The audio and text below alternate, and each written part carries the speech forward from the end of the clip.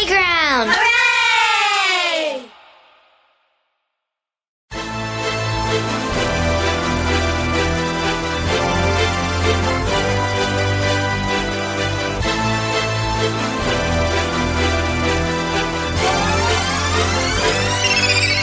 SBK!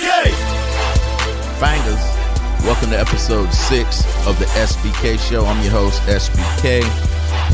And I'm doing episode 6 from a hotel room in St. Pete, downtown St. Pete. This is my first time back to the Tampa Bay area since January 4th of 2020. And I gotta tell you, it feels a little different. Now, I know the city hasn't changed much, but maybe I've changed. I'm fat now. We'll get to that later. Good Lord. But I've always had mixed feelings about Tampa, the whole Tampa Bay area, even the Bucks. Just saying. And the reason why, I was explaining to a friend of mine earlier, and this is going to sound crazy, but Tampa gave me everything and took everything away. You know where I'm going. And I really feel bad that I'm personally conflicted by Tampa, the city, St. Pete. Look, all this shit is Tampa to me. Sarasota is Tampa to me. Bradenton is Tampa to me. Brandon is Tampa. Clearwater is Tampa. I call all that shit Tampa. And that's what it is to me. Damn near Lakeland's Tampa. Orlando's Orlando. But here's the thing. It's all Tampa to me. Even though I live in St. Pete. Now, I do tell people, oh, I live in St. Pete. And why did I'm doing this from a hotel room in St. Pete. Why did I stay in St. Pete instead of Tampa when the place that I needed to go was in Tampa? I'm down here for my annual medical appointments with my kidney and that kind of thing. I have to see my nephrologist once a year. Shout out to the fine folks at Tampa General Hospital who gave me life twice.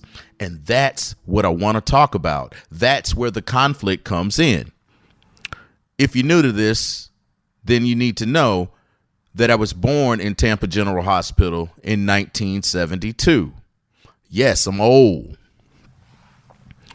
So I got life there in 1972, and then I was reborn there with the gift of life, a kidney, one of the ultimate gifts, giving someone an organ. It's pretty high up on the list as far as something that you could give to somebody. I'd put it up there on par, probably more so because it's a choice that you have to make. And when you give someone an organ, you're not better off for doing it, not health wise. Like there's no upside to your health from you giving someone an organ. So it makes it a little extra special. I was going to say giving the gift of life, like having a kid and raising a kid. Now that is a deal. That is a thing. But just walking down the street, being your normal self and everything's going good with you and you're a healthy person and you say, total stranger, cut me open, rip out my kidney, put it in that person. And just let you know, taking a kidney out is much more involved than putting one in. They don't take the old ones out. They leave the old ones there. It's like it's on a vine and they let them rot on the vine. It's better to have one surgical incision than 3. So they go lower on the vine and they reattach the plumbing. It's like an alternator, 3 wires. You got your hot, your cold, and your ground. Okay, but let's get to it. I feel conflicted. I didn't know if I was coming back to Tampa again. Well, I actually did because I feel tied to Tampa. And I will never be able to downplay Brian giving me a kidney. But when I say that Tampa gave me everything and took everything away, when I was down, dick in the dirt, dick in the mud, back against the wall, like it was about to be a wrap for your boy, kind of like a burrito. Moved to Tampa. Moved to Tampa for a job because I needed the benefits to get the kidney. Got the kidney here in Tampa. That is what I mean by it gave me everything. Gave me my life back. Gave me a second. I'll say that's an official second chance. But if you was really counting on other things, it might have been more than a second chance. It might have been my fourth or fifth chance. Hell, you never know. The unknown unknowns. I don't even know what I've ducked. I don't know what I've dodged. But nevertheless, that's everything to me, that a human being could be so selfless and so wanting to give of themselves to help a total stranger. I'll never wrap my head around it. I think about it every day, and I still can't wrap my head around it. But let's go on. So that's everything. What else is there to complain about, Kevin? What is there to bitch about in this situation? What are you conflicted about? Well, I lost every other thing in Tampa. I lost my dog. I lost my girl. I lost my kidney donor. He unfortunately committed suicide. Then I lost my job. And I thought I was going to lose my identity. And I'm not talking about identity theft. I'm talking about my identity and my point of view as to who I am in this world was largely shaped around the fact that I've been a radio personality for the last 20 years. And getting separated from a job that I wrestled with that too. Whether I loved it or not, or whether I wanted to be. But either way, it's what I was, and it's all I had been doing, and it was very important to me. You kind of want to go out on your own terms, but I'm not saying that I kind of always, in the back of my mind, mentally prepared myself for the day that I'm untimely separated from a radio station. But, it is what it is. People lose their job every day. But I would say, if you're working in a cubicle, you're probably not tied to that. There's a whole bunch wrapped up in being a radio personality. It's the spotlight. It's the power of the mic, the privilege of being on the air, the influence that you have on people that you'll never meet, the perks that come with the job, the opportunities that you get that you would never get in your normal life if you weren't doing the radio. Now, it's fake love. It's a lot of fake love. I mean, where you want to go with it? There's a lot of people that have your number in their phone and they don't call you, but they'll like a post or say some kind of comment on a social media, and they think that takes the place of actually contacting you and saying, man, how the hell are you doing, dude? Like, what's going on with you? Where's your head at? How do you feel about this? Just want to take some time to reach out. It's not the same on social media, because if the intent is for me to see it, guess what? I don't check for social media like that. So then I have to question your motives. Is it a look for your brand? Is it a look for your whatever you're trying to represent online?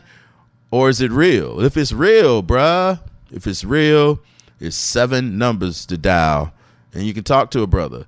But man, you know what? Not even going with all of that and not even going there and putting energy to that. Because once you get let go from the radio industry, you have a disease. And it's worse than the rickets, worse than scurvy, worse than leprosy, worse than the Rona. It's that you got fired disease. You got let go disease. Ew. Don't want to necessarily call you. Don't want to talk to you. It might be contagious, even though you know it's not. It's just the way it is. It's like the world keeps on turning type of thing. Like you just go with what's current. You go with the new. But it's just such a weird place where you go from all to nothing, and then you wonder and you question the sincerity of anything at that point. But I get it. I understand it. And man, not saying that I've never been guilty of it, but I try to keep the same energy. It's just weird. And it's been weird. but it is what it is. It's hard, but it's fair. Shout out to episode 5. So I think I break even. And you may say, how do you think you break even? You come to Tampa, a total stranger gives you a kidney. Yeah, you lost your girl. Like everybody loses relationships. Yeah, you lost your dogs. Well, you had a bulldog. You know the lifespan. Well, it was an untimely death, so I'm gonna. But people lose their dog all the time. Yeah, okay, yeah. Your kidney donor committed suicide. Yeah, well, now that doesn't happen every day. I mean, how many people do you know that got a kidney? Let alone grappling with, why did you spare me, kind sir? Why did you leave me? I mean, you left your family too, but at the same time, I mean, I'm just kind of making it about me right now, in the sense of this conversation, saying, man, I was still trying to figure out and wrap my brain around why I was spared, because I would be out of here. So the good news and the positive that I choose to focus on is, man, one more day. I'm on the gravy side of life now. Everything that happens to me or happens for me from this point on, man, I'm in overtime. I'm in the gravy. Like, I should have been out of here. I should have been ghost. That's why when things happen to me or happen in life, I don't get too high or low on them, because it's just something else that's going to pass. It's just, and now I hate to have such thick and tough skin when it comes to life's trials and tribulations, just based off the fact that, well, if you've had a lot of hard stuff happen to you, then you just kind of, I won't say numb, but you just keep on rolling. And most people who go, man, you went through so much, how, that one or two of those incidents could have took somebody down. But then when I get to a hard situation, I always look at all the stuff I've been through, and I kind of instantly have a gauge of, wait, is this as hard as what I've been through before? Even if it's something unknown, just kind of eyeballing it. Like, is this harder than what I went through in this situation, in that situation? Nah. So then I'm going to be all right. And then keep on going. I'm really good at certain things. I've gotten better at a lot of things that I was not good at for most of my radio career. I can block out the noise. I can disengage and turn it off and not get I can think through things that would have normally made me upset and fire off and put me in a bad light, unbeknownst to me, because sometimes you feel good fighting back at people who take shots at you in social media. But then you get to a point where you realize, and I used to always tell this story of, I would spend the weekends arguing with people on social media, on Twitter, at the Soul Brother on Twitter. Man, I ain't been on Twitter all week. I don't even know what's up. I'm going to start going on Twitter in the morning, because early in the morning, and just kind of doing all of my replies for the day, because I have insomnia. So I'm usually up like 4 a.m. Can't go back to sleep. I might as well just like get up, and I'll be sitting in the bed thinking to myself, oh man, why can't I sleep? I read an article though, because I started researching it after I was having these weird sleeping patterns. And I took some Ambien for a little while, and that ain't sleep. That ain't real sleep. It's like it puts you down and it makes you lock into some bad sleep. It's really not good sleep. It's like you're laying down because somebody's holding you down, but you're not really trying to lay down. It's like it's like a forced something. Anything you're forced to do is not going to be as good as if you did it on your own. It's kind of unnatural, but that's what I'm going to start doing. I'm start answering some stuff, and I have to answer social media stuff because I put things out in the public for you to consume. And once you consume it, you might feel a certain way about something that I say, and you may want to respond. Well, you know what? What I owe you in that sense is to answer your question. If you listen to the podcast and you take the time, you could be listening to a lot of other things and doing whatever else that life demands that you do. But then you take some time to listen to me just kind of sit here in a room talking by myself, to myself, looking around like I'm crazy. And the least I can do is respond to it. That's just how I feel about it. So I got to do a better job of that. And I keep telling myself, And I keep saying I got to do a better job of it. But hey, we all fall short of his glory. But got off of a tangent. I had somebody, Spike on the mic, ask me about doing a podcast that's only me and just me doing all of the talking. And he goes, man, you don't miss having somebody to bounce something off of? And I said, well, I'm not at that point yet. I'm not at the point where I need somebody to sit here and sort of bounce things off of. I kind of want to build a space where I am giving us something that I feel is genuine, and I want it to grow like this and from this. And I would just take calls and let you guys call and ask me questions based on current events and topics that you find interesting, and you might want to hear my take on them.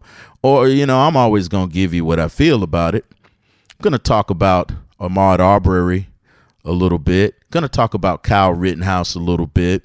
But before that, I'm, kind of in my monologue thing. And I know you go, look, the whole podcast is you talking. How is this the monologue and not going to be the monologue later? I don't know. It's the beginning. So I feel like this is just kind of me setting up and wandering through things, just trying to tell you that I feel conflicted about being in Tampa. And it's something that I don't run from. I dig in deep and I try to figure out what it is. But I can say this. Coming to Tampa this time after being gone since January of this year, like I said, Tampa felt different. Went by my old place where I used to live, talked to my neighbor who I used to hang out with all the time, and he's still there, but everybody else is different. There's two people that live in the complex that I lived in that are there now, and I lived in two different units in that place, and now they're occupied. They've been renovated. It's different now. Hanging out with my old buddy, that seemed familiar and that seemed the same, but he had been going through things in his life, and time moves on, and sometimes things change, but the more they change, the more they stay the same. He seemed to be comfortable and doing pretty well, all things considered. I say that about everybody. It looks like everybody's doing pretty well, all things considered, which you got to consider all things that are considerable. I mean, we all have that blanket of the change that COVID brought to our lives, and now we're at a crossroads where some people don't think about that shit at all, and some people, like me, think about it too much. And I'll talk about that a little later too. But it felt the same, but it didn't feel the same. I have to say that Tampa, St. Pete, all of that area, that doesn't feel like home to me now. I'm in a weird spot where Tallahassee is home, but it doesn't seem like home to me because I'm living a life that's not necessarily 100% under my control. That's by choice. I put myself in a situation to be back into my parents' life for a reason, because they needed me. And I don't regret 1 minute of that. But I do have to be honest and say that for where I am in my life, there's a lot on the table as far as the life that I could be living. Things, the desires that I have, all the things I say I lost, maybe trying to gain them back, new relationships, new friendships, new situations, new interests, new hobbies, new skills, new desires, like all types of things that are kind of suppressed and put on hold. And I'll have to say that this being in this hotel room right now, I'm sitting in a chair with a little side table with my computer up here and my recording interface and a mic and a beer. And I'm looking around and I'm thinking to myself, first of all, well, what am I going to eat? And second of all, this is the first sense of, I can't call this a vacation because I came out here to go to the doctor, but this is like the first kind of freedom that I've had where I'm back in my comfort zone, which is being alone. I am a true introvert. I'm an INFJ. If you follow any of the personality tests that they have online, I think it's called the, ooh, man, I should know this. The Briggs, Briggs something. Yo, if you go to Google and type in Briggs personality personality tests or traits, you'll see it. Briggs Myers personality quiz. Look, we can get into if it's valid or if it means anything, but I've been reading up on it and I tend to believe it a little bit. I test out, and I've tested on plenty of websites. My personality type is an INFJ. To be specific, an INFJT. Now, without going into the details of that, and maybe that's another show that I can do where I talk about that. Yeah, that's a good idea. But I just want to give you the basics of it. When I tell you I'm an introvert and you go, oh, no, you're not an introvert. Listen at you. You're very opinionated. You are who you are. You're SBK. You be SBK and stuff. But what you have to understand is that there's 24 hours in a day. And if you hear me on the radio for 4 hours, what was it, 3 hours? You hear me on the radio for 3 hours? A lot of people didn't realize that I sat in solitude all day. Sometimes I didn't talk to anybody all day. And the first time you heard me talk is when the show came on. And it's the first interaction that I had. I believe it's the one thing that kept me from going insane, because no matter how much of a recluse that I am, I had to talk every day. And that talking was enough for me.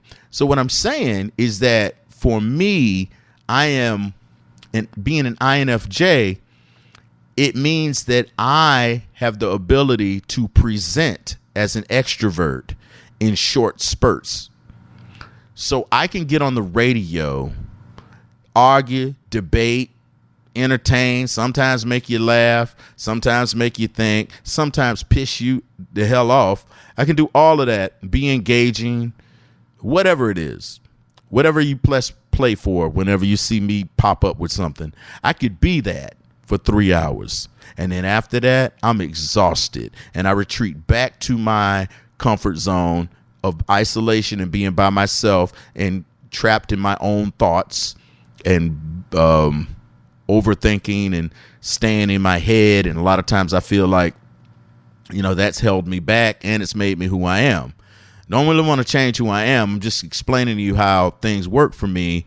And if you've been close to me in my life and you know me, you'll know that that's what I'm like. I could go somewhere and be the life of the party for the time that I'm there. And then I can ride back home in silence with no music on, no nothing, and just be thinking about stuff, figuring things out. And I also sometimes find my thoughts to be more, how can I put it? Sometimes me sitting alone with my own thoughts are more appealing to me than being with a group of people. Like if I had to measure what was not more entertaining, but my preference. And it's not a lazy thing. It's not, I just want to, oh, damn, you got invited to a party. Okay, perfect example. I'll get invited to a party at someone's house. And I would say to myself, all right, let me think of the evening. Would I rather go to this place? Hey, they're going to have good food. They're going to be people there that are friendly towards me and glad that I came and love being in my presence and add value to my life as far as conversation and interacting and just like on a human level. So it's not like I'm going to a hostile place. I'm going to a place of love, a place where people do like me and receive me well. But I also considered my house make me some chicken wings. Like, the food that I'm going to make is inferior to the place that I've been invited to and the food and everything that's offered there. But it's not about that for me. I'm just an INFJ, and I could only probably take that entire experience for maybe an hour. And I don't want to be rude, but I have to leave because I've had enough. Like, not that I feel like I've had enough of Ast. Not like that. Like, get out of my. No, it's just the way I'm built. I could also be in a band, fine lady mustache. I could do that, get on stage, be a front man, sing my silly songs, dance around, kick it with Baby Lack and Sonny and all of that. And then all of a sudden, after the show's over, I'm quiet. I'm ready to go home. I'm doing my own thing. I was able to give you that for the 3 hours, but that's all I'm capable of giving you. If that's all you ever see, that's what you think I am, then you really meet me and you really get to know me, and you'll see I'm actually kind of quiet and laid back. Now, I'll open up a little more if I'm comfortable with the people around me. And I know there's people listening now going, nah, bruh. Hell nah, that ain't you. Well, I'm trying to tell you, but you wouldn't listen. But that's what it is. So, feeling good about the fact that I had my annual kidney checkup. And I'm at the point now where, as soon as you get a kidney, I got mine in May 24th, 2017. So what are we, 4 years out? That's 4 years ago? Are you crazy? Now I'm at the point where I go for an annual exam once a year. Man, it started where it was, you get the kidney, they're checking you a couple times a week. Then they kept checking you a couple of times a month. And then this is assuming that everything's going well. There's no signs of rejection. There's no infections. There's nothing weird going on in the blood. The blood don't lie. The blood is your life. The blood is your truth. Doctor don't ever have to see you. You can get the blood sample. He know what's up. Can't lie. Can't outsmart the blood. When they get the blood results and they see your cholesterol, you can't tell them about how many salads you eat. Bitch, we got your blood. Shout out to Dexter. And then you go from once every 3 months to once every 6 months to once every year. I'm at the once every year thing. Doctor said that my kidney was performing exceptionally and that my blood work was phenomenal. Used those words. And also said that my kidney performs at a level where if they didn't know that I had a kidney transplant and they just saw the numbers, they would never have known that I had any issues with my kidneys. And that I cannot take any credit. Ain't no credit to be taken for any of this. If there's any credit, the credit goes to my kidney donor, Brian, who had exceptional kidneys, and the glory goes to God. Not that I'm the most religious man, but sometimes there's just things that happen to you and for you that you can't explain. I just have to say it's divine intervention. It's the gap between what I know and what I don't know. Whatever that is in the middle that no one has an answer for, brother, I have to give it up to something bigger than me. Because if you don't think there's anything bigger than you, man, that's kind of weird. And it seems like maybe you like, well, what you doing then? So anyway, that's the reason why I'm in Tampa. Oh, I also have a storage unit here that I went to, and it was like, oh, yo, I'm going to have to throw some stuff away. There's stuff in there that I don't need, or I don't know what I'm going to do with it. But I haven't seen it in a year. Like, I'm looking through my own stuff and I forgot I had it.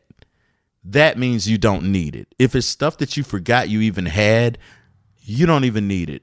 I have about 6 totes in this thing, and I'm going to go through those totes tomorrow, and I'm going to try to throw a lot of stuff away, and I'm only coming back with what'll fit in my car. And I don't know what's going to happen to the rest of it. I'll probably be giving some stuff away, and by giving it away, I'll be going to my former neighbor, and I'll be giving him a bunch of stuff. It's like, because that's about it. But I'm on a different setup. If I sound different tonight, on this episode if I sound different. I'm on a different setup. It should sound pretty much like the other episodes, give or take, but work with a brother. As long as I'm crystal clear in your ear, then we're going to do this here. All right, soulbrotherkevin.com is the website. I update it with everything that I'm doing. If you go to soulbrotherkevin.com, you'll find out how you can connect with me, how you can call me and leave a message for the show on any topic that you choose whenever you want. It's all good. I appreciate it. That's the way I want to build the show, with you calling, asking me questions, putting me on the spot. I'm going to answer the questions, even if to stop the audio and break it down and go point by point. The number is 407-276-0619. The number is in the show notes, and it's also on soulbrotherkevin.com, where you can just click it right there, and you can just click the button and you can send me a message or email. You can also support the show via PayPal, Venmo, and Cash App. So we'll just keep doing it like that until we can do it like something else. I am working on something else. Speaking of something else, I'm working on something else because I kind of 6 episodes in, I've decided what direction I want to take. I know what I expect from this podcast and how I want to grow it and what I'm going to do with it.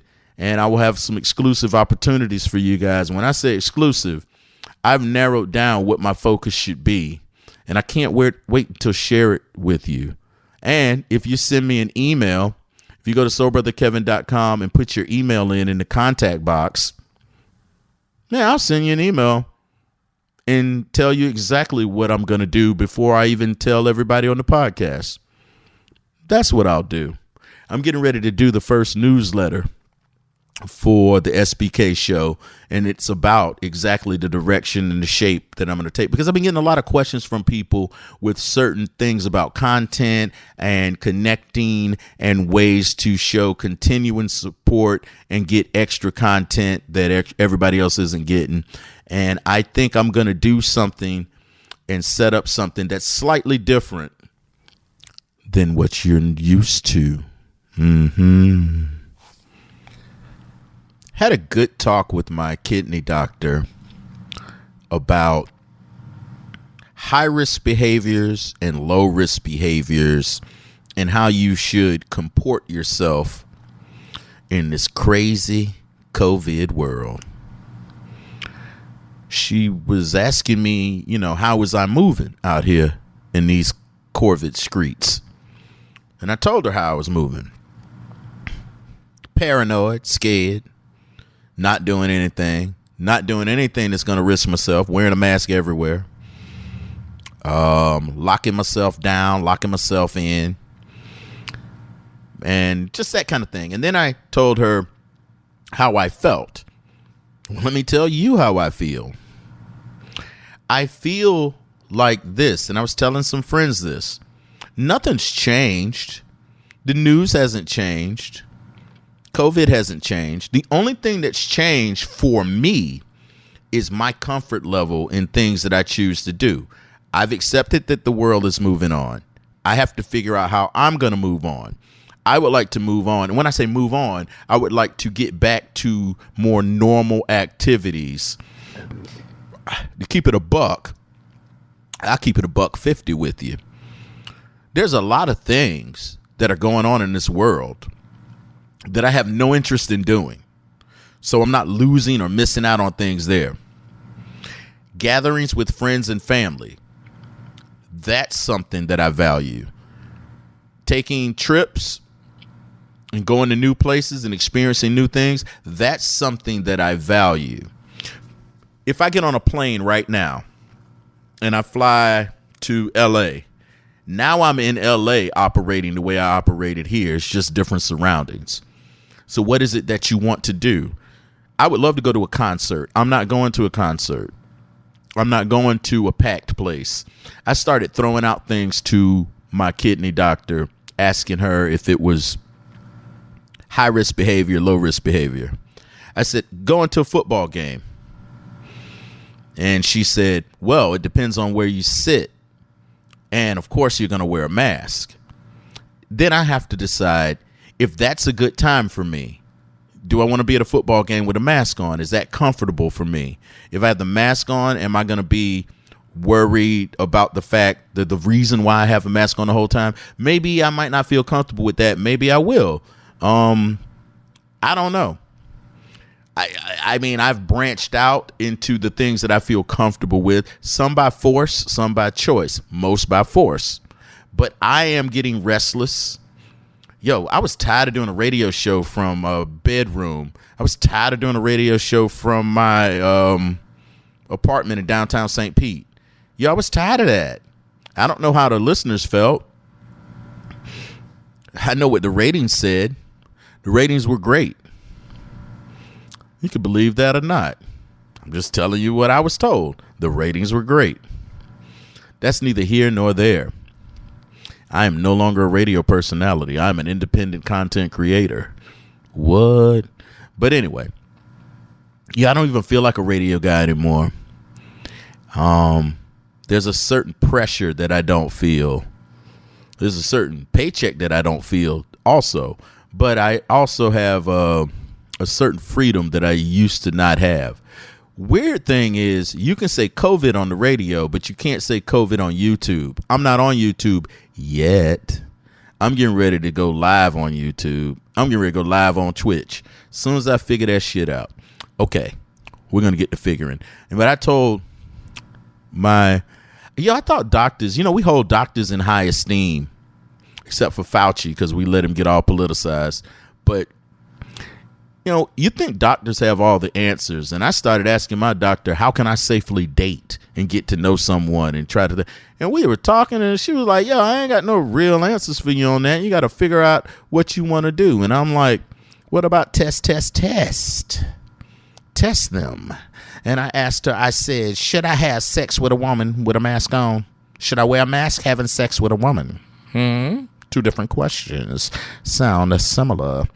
I said, should I make a woman take a rapid test?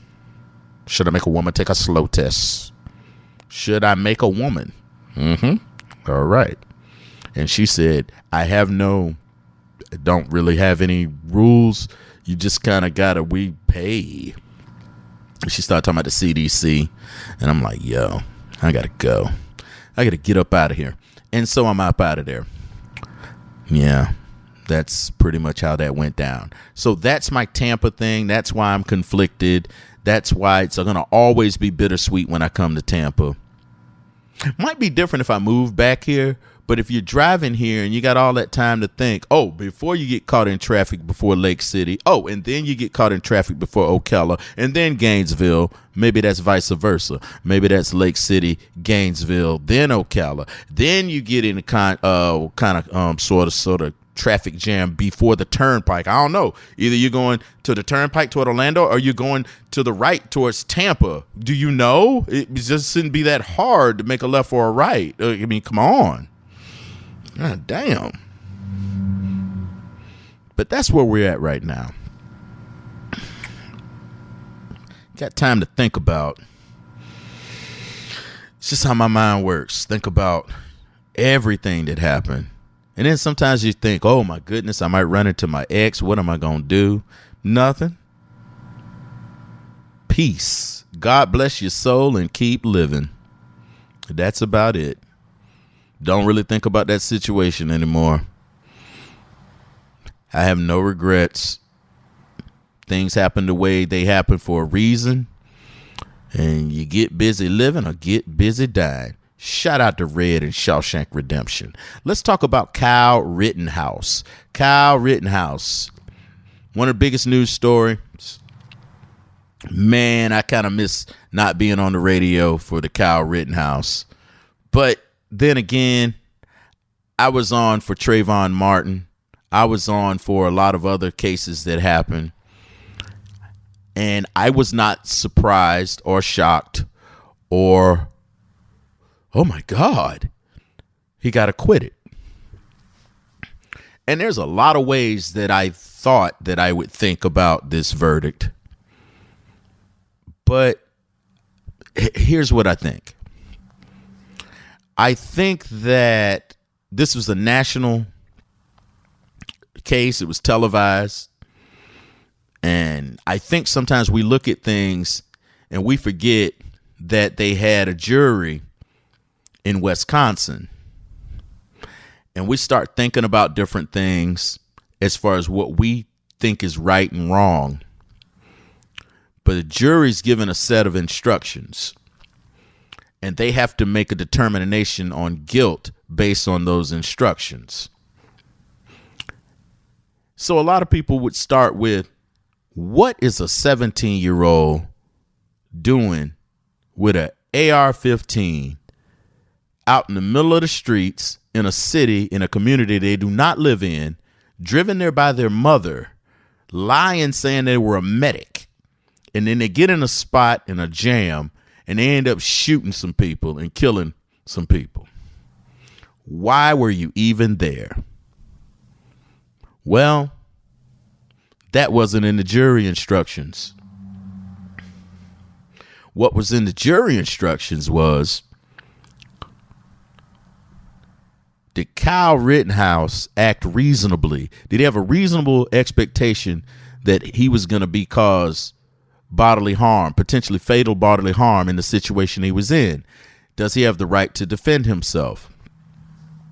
In Wisconsin, they have more of a gun culture. And what I mean by a gun culture is someone that has a gun, an AR-15, that's the fact that they have it is not necessarily a bad thing or a criminal thought for the people that live in Wisconsin. They're used to seeing people with guns. They're a pro-gun culture up there by and large. So that's not, a lot of people want to say, well, you guilty. What are you doing out there with a gun? People think differently about guns in different states. I don't know where you from, but if I look at my analytics, you probably from Florida. We don't need open carry in Florida. Y'all know that. We ain't gonna act right. But up there in Kenosha, Wisconsin, they're different than we are. I am not trying to shoot Kyle Rittenhouse any bail. I'm just trying to tell you what I learned about. It's more on to it than what you're just seeing on TV. It's the actual details. It's the actual facts of the situation that matter.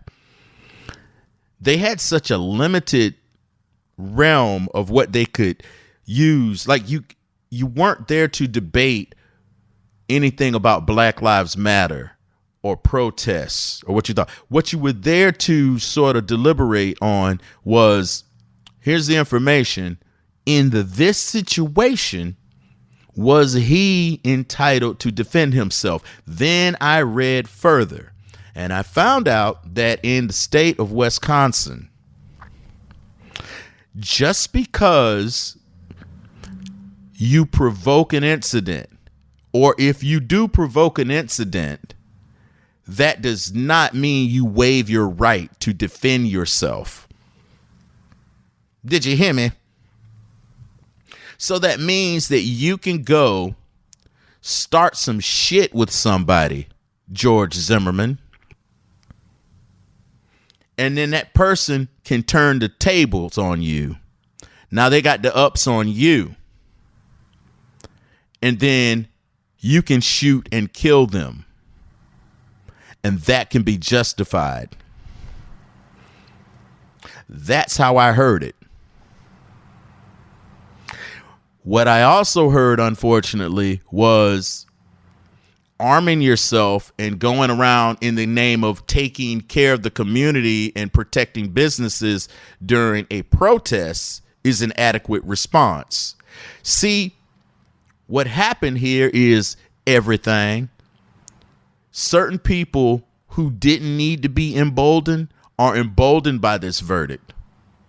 And certain people are looking at it as it's a miscarriage of justice, but they lack the proper perspective of realizing what the situation was as far as how the jury had to deliberate this case. You couldn't just throw some wild barbershop or Facebook conversation on it. You had to literally go by what you were instructed. In this case, was he, and the jury decided that his response was reasonable. There was also video. I'm not trying to rehash the case. If you didn't watch it, you got to go watch some clips, do your Googles. Him getting on the stand, I think him putting Kyle Rittenhouse on the stand was what got him off, because I believe he was in the best position to tell you how he felt about his safety and his life being in jeopardy. And he was 17. Here's the thing. If you want to know what's up, watch his next moves. Watch what he does after this. Watch who he aligns himself with. That'll tell you what his heart is. Who paid for his defense? I'm pretty sure whoever paid for his defense, they didn't do it for free. They didn't do it because it was a Second Amendment type of thing. I think there might be something else going on here. Just a hunch. He's going to have to pay back for that defense. And by payback, I mean he's going to have to make some speeches. He's going to have to take some pictures. Let's see which way he leans towards this. Which way does he lean with this? Is he going to go the route of, hey, man, this was unfortunate. Yo, I didn't want to shoot anybody, but I was scared. Or is he going to go rah, rah, rah? We don't know. We shall see. But nothing's free in America, especially a defense in a murder case. Nothing's free at all. I just say Kyle Rittenhouse, Trayvon Martin, a tale of two 17-year-olds. Kyle Rittenhouse got sympathy. Look at this poor man being attacked. He had to defend himself. Trayvon Martin wasn't given the same grace. He was killed by a grown man, an assumed neighborhood watchman. They drugged Trayvon Martin in his trial and made him look like a thug. And I guarantee you, George Zimmerman provoked the attack on Trayvon Martin. And when he confronted him, Trayvon put them knuckles on him. He pulled out a gun and he killed him. If only Trayvon Martin would have been able to take that gun from George Zimmerman, turn the tables on him and shoot and kill him, a guy that was tracking him and stalking him, thinking that he wasn't supposed to be in a neighborhood that he was supposed to be in. You know, he's wearing a hoodie in the rain. He's looking suspicious. Don't approach George. 911 said he did it anyway. I ain't got to rehash that. Do your Googles. If you put Trayvon on the stand, would he have gotten the same grace that you gave Kyle Rittenhouse? Yo, man, I ain't know if he was crying or having a stroke. All I'm saying is that this country has a long history of certain groups of people being able to justify using deadly force because they were afraid. Who is America afraid of? And that's who the law was designed to help. Who is America afraid of? That's what we see every day. We all have sympathy for a scared 17-year-old with an AR-15. All right. Ahmaud Aubery. Another, I hate to go back to back on this. A program director would tell me right now to tell you to mix up these stories and interject something lighthearted in between the two heavy stories. Ahmaud Aubery case. As I am recording this show, the defense is now, they're resting in the case. And we don't know what's going to happen with this. I don't think this is going to go down the way that the Rittenhouse trial went down. I believe you're going to find a guilty. I believe that this case was ugly. It put a bad taste in my mouth, upset my stomach. And I think you see a situation here where a couple of guys got in the truck. And they hunted down a guy who they thought was up to no good. He was really just jogging. and they presented themselves in this trial as if they were alarmed that someone got scared and got nervous and had the audacity to fight back when they pulled some shotguns on them and circled them in some trucks. They thought that maybe they had some sort of authority that they did not have. And they were trying to make a citizen's arrest, and the jackasses didn't even announce it. He had the nerve. Oh, my God, we had to defend ourselves. Yo, we had shotguns on him, and he tried to fight us. He tried to grab the shotgun. Well, I don't know what you do when somebody pulls a shotgun at you and you got a lynch mob following you, a posse full of backwoods yahoos who they don't care who went in that house and was looking at houses in the neighborhood and stuff was happening. It was you. And that's what happened. I think they're going to get what they should get. If you disagree, then that's cool. On another note, man, I've gotten fat. On another note, since I've been back in Tallahassee since January, I think I've put on about 15 pounds. The funny part about that is that my diet has been healthier, and I have done more exercise than I've ever done in my life. All right. So I said my diet is healthier, and I've done more exercise, and I put on 15 pounds. So here's the other part of it, too.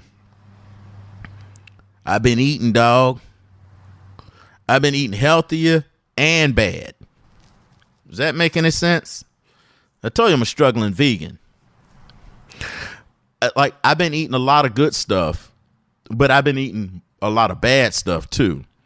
But I've also been eating a lot of mom's home cooking. Just stuff that I love that my mom's cooking. And, yo, you just been, COVID. A lot of people picked up some weight. Well, I picked up some. And now, man, I'm already short. I can't be short and fat. Not unless I'm rich. But even Kevin Hart, he's short, but he ain't fat. He's in good shape. And he rich, though. So, hey, you got to have something going for yourself. I'll be watching these videos and be like, yo, if you're short, you cannot be fat. And I'm like, damn. So now we got a new challenge. And we're going to try to unfat ourselves. We're going to call it the unfattening. The unfattening. The unfattening. That's what I'm going to do. And that's probably what I'm going to name this episode. But if I call the episode unfattening, that probably wouldn't be, I don't know. The episode's probably going to be titled something like Back to Tampa, Tampa. I hate Tampa. No, I don't hate Tampa. I hate the feeling. Yo, I'm looking forward to some food places. See, the thing about food is that it was my only comfort and escape during the pandemic. It was. And a lot of times I plan my day around the food that I'm going to eat. Tomorrow's Tuesday, and I'm going to do some Taco Tuesday at my favorite taco place in Tampa Bay, Loli's. I'm going to go to Loli's, and I'm going to get down. I'm going to get down. And I don't really know what get down mean. Loli's don't sell no chips and salsa, nothing like that. It's just straight tacos. I'm going to get a fish taco, a campechano taco, and then I'm probably going to get a sope. A ribeye sope. It's going to be so good. It's going to be so delicious. And then I'm going to hang around. And then I'm going to go to, probably for dinner, I'm going to go to 11 Chicks and have me a number one. I don't know, man. I be fixated on food because it's just the only thing I can control in my life right now is food and exercise. So I've been eating a lot of food and doing a lot of exercise, and I'm not breaking even. And that's because I'm getting old. Man, I used to be able to lose weight just eating right. Now, nah, bruh. I just feel like after getting such a good medical visit with my kidney doctor, blood pressure's normal. All the numbers look great. It's just on me now to do the other part and get down to the weight that I want to get to. My weight goal is 185. I ain't gonna tell you where I'm at right now because, bruh, it's crazy. But, you know, I'm not the only one struggling with weight. I'm gonna do what I've been doing. But, when I say what I'm gonna do what I've been doing, I have been walking because I thoroughly enjoy walking. I have also been, I'm just way more. It doesn't make sense. I'm way more active than I've ever been in my life. I've become an outside person through this pandemic, just kind of out of necessity. I embrace doing outdoor activities more so than I ever did in my life. And now, I know what I need to do. I just know what I need to do. I'm going to do some HIIT type of stuff, some high intensity interval training. And I'm going to start lifting weights because I hear that, I'm 49 and they say as you get a little older as a man, that cardio is not necessarily the thing that's going to get you there, that lifting weights is going to get you there at a high intensity type of thing. And you're going to burn more calories and you're going to build muscle. And the more muscle you have, it helps you build fat. Same old stuff, man. There ain't really no shortcuts when it comes to diets. It's burn more calories than you consume, and then you will reduce. That's about all I can tell you, brother. If you know something better, hit a brother up. But don't hit me up if you rip, man. Hit me up if you fat, or you used to be fat, or you can relate to some fat stuff. Not really. If you can relate to the food thing, I am more drawn to food. I feel like I have a food addiction. I am more drawn to food now than I have been in a long time. Like, let me tell you how you got a problem with food and fixating on food. When you ate some food and you're full and you mad that you feel too full because you want to eat something else. Not because you need nourishment, it's because you want to eat. You mad that you can't eat more food because it tastes good. That's a problem. And I don't even smoke weed, so I don't have the munchies. Sport eating is like, yeah, man, it can do you in, my friend. But what you need to do is, I appreciate you for listening. What you need to do, though, is go on to the website, soulbrotherkevin.com. Connect with your soul brother. And no matter where you listen to this on, whatever platform, I need you to leave a comment. I need you to rate the show. I need you to subscribe, especially on iTunes. And I need you to go to the Facebook page. The SBK Show is how it is rated. That's the thing on Facebook, SBK Show. I need you to go on there and put some ratings up and rate the podcast. Let everybody know what you think. The show will grow as I grow. Podcast numbers are looking good. We're getting more and more episodes. We're getting more and more subscribers and downloads every week. And I have to tell you that big shout out to you guys for really welcome. There's a lot of new people because episode 5 was the most downloaded episode. It was almost double what the other ones were, and that came out of nowhere. But, just spread the word, holler at a player, holler at your boy, and we'll talk about some other things next week. Maybe not be so heavy, but look, I can't promise you what the show's ever going to be because I just kind of do and talk about whatever's on my mind. And that works for me. Hope it works for you. Always engage with me if you can. Don't be scared. I don't bite unless you food. And if you food, then I'm going to eat. I still haven't done the dating podcast yet. There's some things that I want to talk about as far as kind of figured out how I'm going to have to move out here if I want to date and have a normal relationship and a chance of being just a regular dude. because that's all I am now.